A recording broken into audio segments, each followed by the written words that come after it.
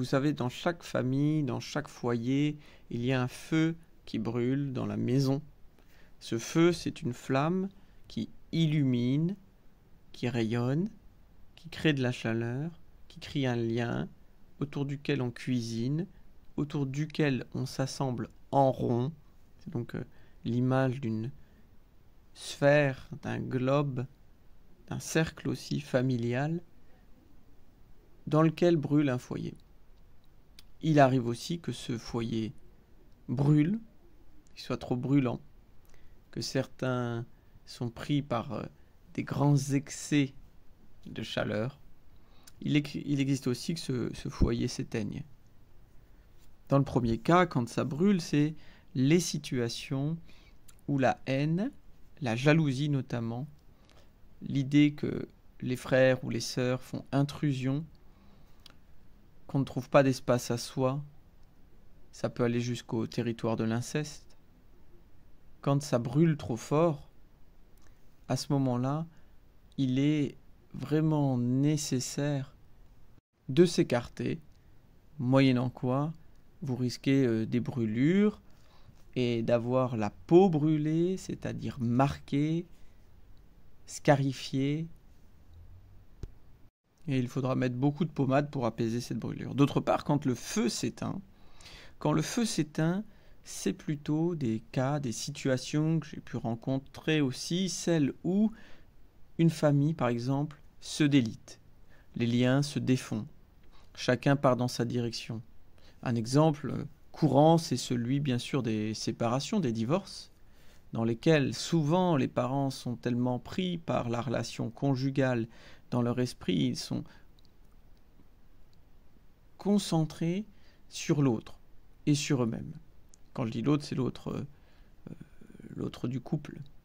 Les enfants, dans la plupart des cas, en tout cas ceux que je rencontre bien sûr, sont considérés, c'est vrai, mais laissés de côté. On ne s'interroge pas suffisamment sur ce que les enfants ressentent dans cette séparation. Car pour eux, le feu du foyer s'éteint. Il s'éteint, il peut se rallumer un peu ailleurs, dans une garde alternée par exemple, mais il arrive aussi des situations où l'un des deux parents part, ne revient pas, ou qu'un parent étant parti laisse l'autre en dépression. Et là, il n'y a plus de chaleur. Bon, toutes les familles sont imparfaites. Dans certaines, on se brûle. Dans d'autres, on s'aveugle parce qu'il n'y a pas assez de lumière. Mais jamais la psychanalyse ne propose de se résigner face à ça. Au contraire, elle dit que partout où il y a du lien, même distendu, même coupé, il y a la possibilité d'une invention, d'une reprise, d'une réédification.